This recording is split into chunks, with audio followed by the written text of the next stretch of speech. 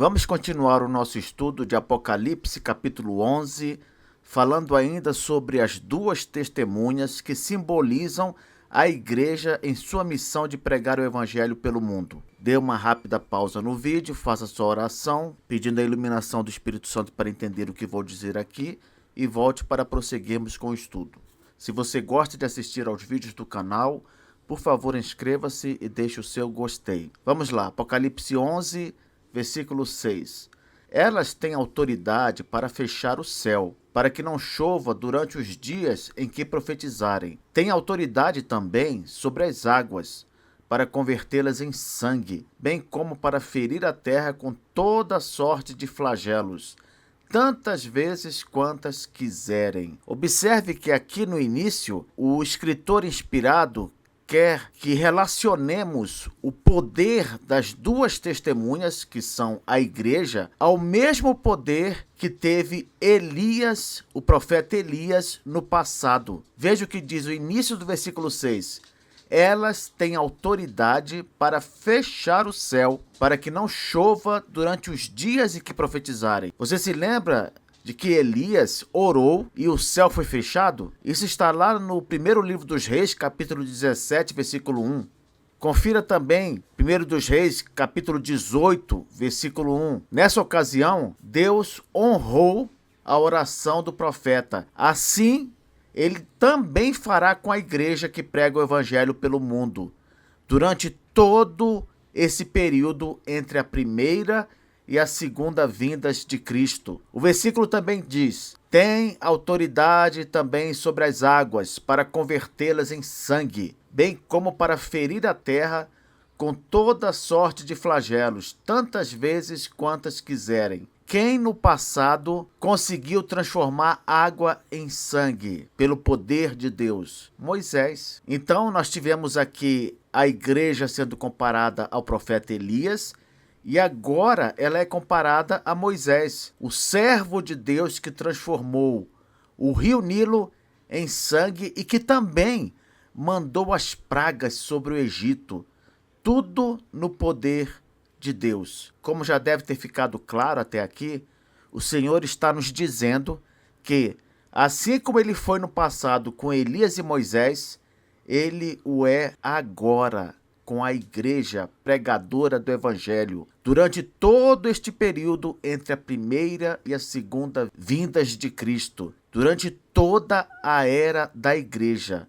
Nós vamos poder contar com o poder do Senhor, com a sua intervenção sobrenatural, ouvindo as nossas orações e agindo poderosamente contra os nossos inimigos. Sim, aquilo que aconteceu com Elias e Moisés no passado também pode acontecer hoje, se a igreja crer no poder de Deus. Versículo 7.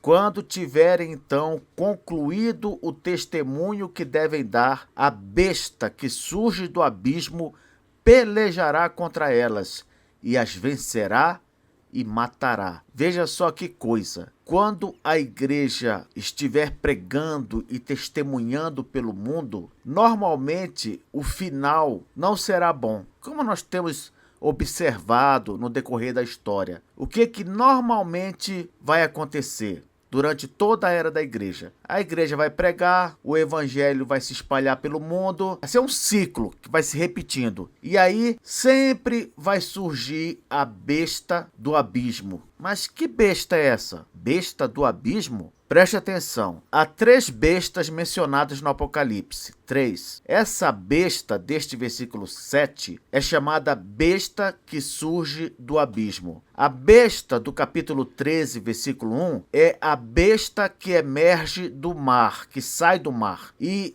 a terceira besta, que também aparece no capítulo 13, só que no versículo 11, é a besta que emerge da terra, que sai da terra. A interpretação comum é a seguinte: a besta do mar é o anticristo final. A besta da terra é o falso profeta. Então, quem seria a besta que surge do abismo? Não é óbvio? É o próprio Satanás. Diz aqui que essa besta ela matará. Jesus disse que Satanás veio para roubar, matar e destruir. Isso está lá em João capítulo 10, versículo 10.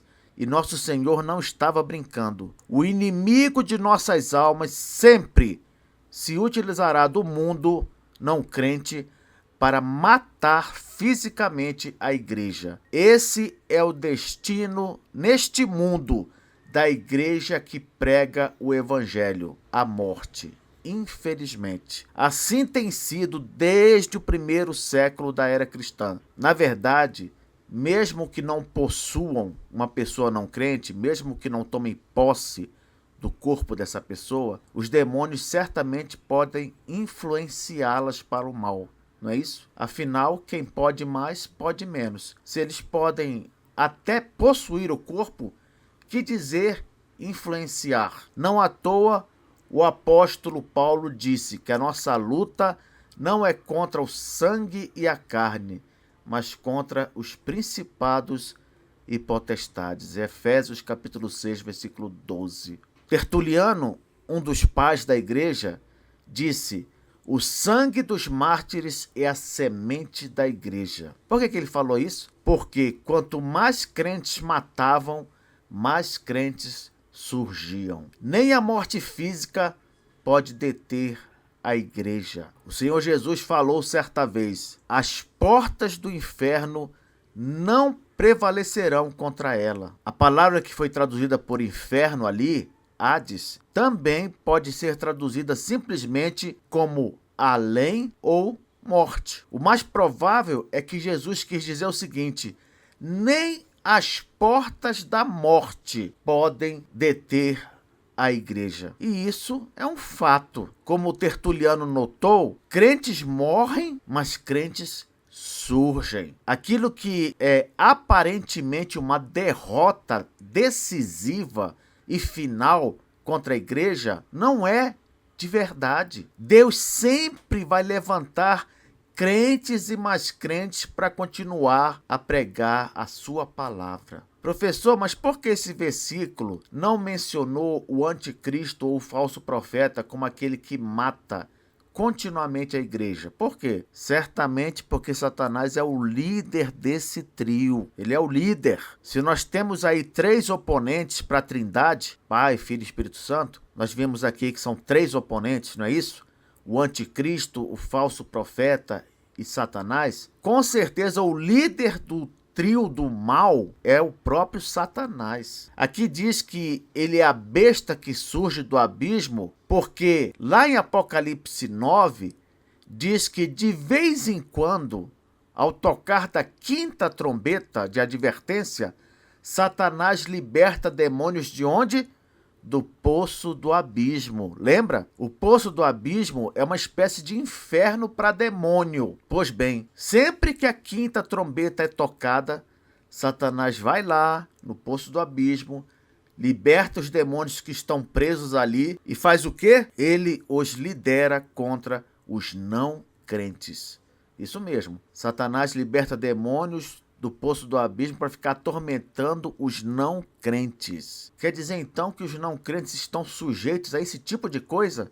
Sim, Deus só guarda dos ataques diretos dos demônios aqueles que são crentes em Jesus Cristo. Só. A única maneira de se livrar do tormento dessas criaturas malignas é aceitar Jesus como Salvador. Diz aqui na continuação do texto, no versículo 8, que depois que a igreja é morta pelo inimigo, o seu cadáver ficará estirado na praça da grande cidade que espiritualmente se chama Sodoma e Egito, onde também o seu Senhor foi crucificado. Olha só que coisa interessante. O cadáver da igreja ficará exposto. Primeira lição que a gente pode tirar daqui é que sempre estaremos sujeitos à possibilidade de morte. Nunca é demais dizer isso.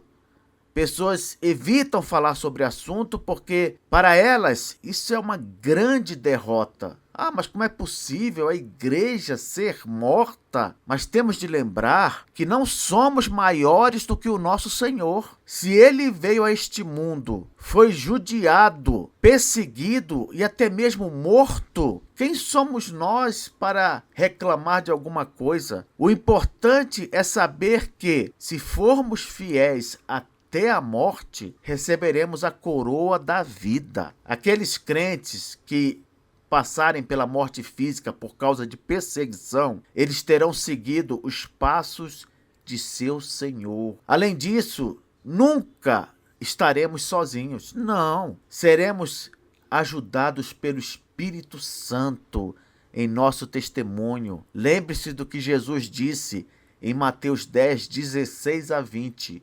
Eis que eu vos envio como ovelhas para o meio de lobos. Sede, portanto, prudentes como as serpentes e simples como as pombas. E acautelai-vos dos homens, porque vos entregarão aos tribunais e vos açoitarão nas suas sinagogas. Por minha causa sereis levados à presença de governadores e de reis, para lhes servir de testemunho a eles e aos gentios. E, quando vos entregarem, não cuideis em como ou o que haveis de falar, porque naquela hora vos será concedido o que haveis de dizer, visto que não sois vós os que falais, mas o Espírito de vosso Pai é quem fala em vós. O Espírito Santo sempre estará conosco. O texto continua: o corpo, o cadáver da igreja ficará estirado na praça da grande cidade, que espiritualmente se chama Sodoma e Egito. Que grande cidade é essa? Essa grande cidade é um símbolo para este mundo caído, este mundo que jaz no maligno. Ele é chamado aqui de grande cidade. E também é dito no texto que o nome espiritual desta grande cidade, deste mundo caído, é Sodoma e Egito. Curioso, não é? É a primeira vez que eu vejo um lugar que tem dois nomes. O nome do mundo, espiritualmente falando, é Sodoma e Egito. Por quê? É porque Deus quer destacar duas características muito fortes nesse mundo caído. Sabe quais? A imoralidade e a idolatria. Assim como Sodoma, este mundo caído é tomado pela imoralidade. E assim como no Egito, é dominado pela idolatria. Então, continuando, este mundo caído, a grande cidade chamada de Sodoma e Egito, ela vai expor a igreja vencida para todos verem. É aquele momento em que o mundo se regozija com a derrota da igreja. A praça da cidade, na antiguidade, era o lugar onde todos iam e se encontravam. Aqui nesse texto ela funciona como uma referência a um lugar público conhecido de todos, onde tudo o que acontece é logo visto. Qual é a conclusão aqui? A conclusão é que Deus quer nos ensinar o seguinte: a igreja vencida virará notícia. Ah, ela foi derrotada. Vejam, nós vencemos a igreja. A igreja não tem esse poder todo. Deus não é isso tudo que eles estão pregando. Mas nós sabemos que não é bem assim. Essa aparente derrota da igreja, que acontece o tempo todo, é como acabamos de falar, apenas aparente. Diz ainda o texto: onde também o seu Senhor foi crucificado. Jesus, assim como a igreja, também foi aparentemente derrotado, não é verdade? Neste mesmo mundo caído em que nós vivemos. Olharam para ele na cruz e fizeram pouco caso. Isaías, no capítulo 53, chega a dizer que não havia nenhuma beleza nele para contemplar. Tamanho foi o sofrimento que lhe infligiram, principalmente fisicamente. Mas Jesus ressuscitou, ele venceu no final. A menção de Cristo aqui é para lembrar a igreja, como eu acabei de dizer, que ela terá o mesmo resultado. Ela vai ressuscitar vitoriosa, assim como Jesus. Continuando, Veja o que o texto diz, versículo 9. Então, muitos dentre os povos, tribos, línguas e nações contemplam os cadáveres das duas testemunhas por 3 dias e meio e não permitem que esses cadáveres sejam sepultados. Quando o texto fala muitos dentre os povos, tribos, línguas e nações, veja que o texto cita 4 elementos. Sabe por quê? Porque o número 4, ele aponta para o mundo inteiro. Ele traz a ideia consigo dos 4 cantos do planeta. Em outras palavras, ele aponta para as 4 direções: norte, sul, leste, oeste. Por isso que, normalmente, quando Apocalipse quer falar sobre o mundo inteiro, ele cita 4 coisas. No caso aqui, nós temos o quê? Povos, tribos, línguas e nações. Mas poderia ser também povos, nações, línguas e reis, como acontece lá em Apocalipse 10, 11. Ou então, povos, multidões, nações e línguas, como nós vemos em Apocalipse 17, versículo 15. Tanto faz. O objetivo é dizer o seguinte: todo o mundo está envolvido. Todos estão contemplando os cadáveres das duas testemunhas. Todos estão vendo a igreja derrotada, entre aspas. O mundo caído em que nós vivemos, ele mal presta atenção na igreja, não é verdade? Ele não está nem aí para a igreja. Nem quer saber, é indiferente. Ele ignora, consciente ou inconscientemente, o que ela é ou o que ela diz. Mas quando a igreja parece vencida, aí o mundo presta atenção, aí eles olham, aí eles têm interesse. Por quê? Porque é um mundo caído, é um mundo dominado pelo pecado, porque Satanás está por trás. Diz aqui que por 3 dias e meio ficam ali contemplando a igreja. Você lembra que, simbolicamente, o período da era da igreja são de 3 anos e meio? Pois é, aqui diz que a igreja fica derrotada por 3 dias e meio. Por quê? Para mostrar que o período de derrota da igreja é curto, Se a era da igreja dura 3 anos e meio, as aparentes derrotas duram apenas 3 dias e meio. Isso é para nos ensinar que a igreja nunca fica muito tempo caída. Não, a derrota é curta, não é permanente. Ela ocorre apenas por pouco tempo. Diz o texto também que o mundo não permite que os cadáveres sejam sepultados. Eles gostam de ficar vendo a igreja ali caída. Se dependesse deles, ficaríamos no chão para sempre. Não deixariam que o assunto saísse da mídia, vamos dizer assim. Eles não sabem, mas há uma triste surpresa para eles no final dessa história. Na próxima aula, continuaremos estudando o capítulo 11 de Apocalipse.